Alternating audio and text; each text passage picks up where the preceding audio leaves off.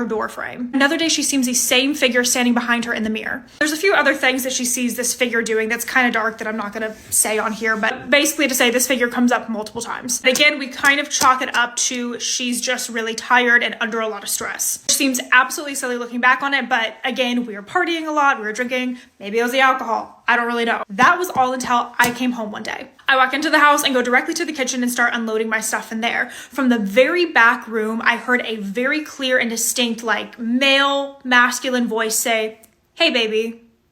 Her dad would come over frequently and help fix things, so I immediately assumed that this was her dad, and so I just called back to him and was like, "Hey, you know, she's somewhere else right now. It's me.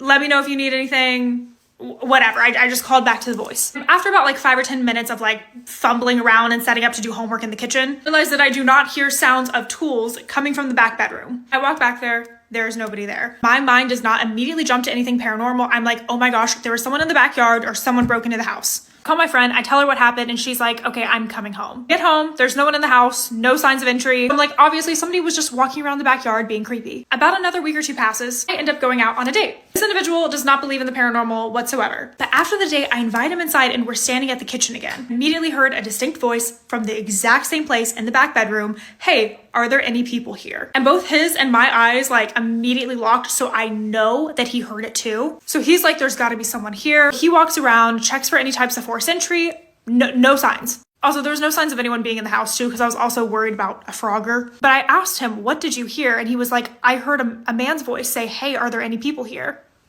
I'm like, no. It was definitely a woman's voice that said, "Hey, are there any people here?" We're both in a disagreement over whether that voice was masculine or feminine. What I didn't know at the time is that sometimes whenever a place has a haunting or poltergeist activity, two people can hear the same voice as totally different things, depending on what is more alluring to them or however it wishes to present to them. I will say that the only thing that was obviously creepy about this house was that there was a shed in the backyard. It was very creepy on the inside. I don't really have like a solid photo of it now because I never dreamed that I was going to be telling this story online for a bunch of people. This is a screenshot from an old Snapchat video. I know you can't really see like what is on the wall there, but it's all like religious symbols. The only thing that was there frequently was like the hand with the eye in the middle. Not long after this, I got my first episode of sleep paralysis, and it was the scariest moment of my life, and I had no idea how bad this haunting was about to get.